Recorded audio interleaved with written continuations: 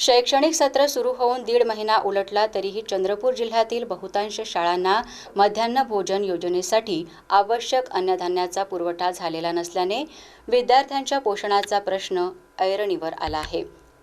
शाळांमधील शिल्लक धान्यसाठा संपल्याने अनेक ठिकाणी मध्यान्ह भोजन योजना ठप्प होण्याची स्थिती निर्माण झाली आहे। ग्रामीण भागातील अनेक विद्यार्थी शाळेतील मध्यान्ह भोजनावर अवलंबून असतात।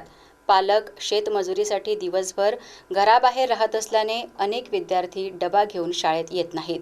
त्यामुळे शाळेत मिळणारे भोजन हेच त्यांच्या दिवसातील महत्त्वाचे अन्न ठरते। मात्र धान्याचा पुरवठा रखडल्याने विद्यार्थ्यांना पोषण आहारापासून वंचित राहावे लागत आहे।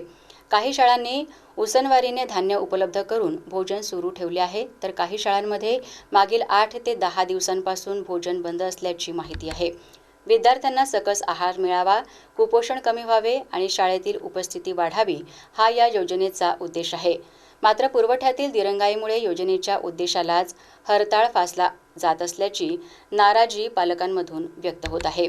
प्रशासनाने तातडीने धान्याचा नियमित पुरवठा करावा, अन्यथा आंदोलन छेडण्याचा इशारा पालकांनी दिला आहे।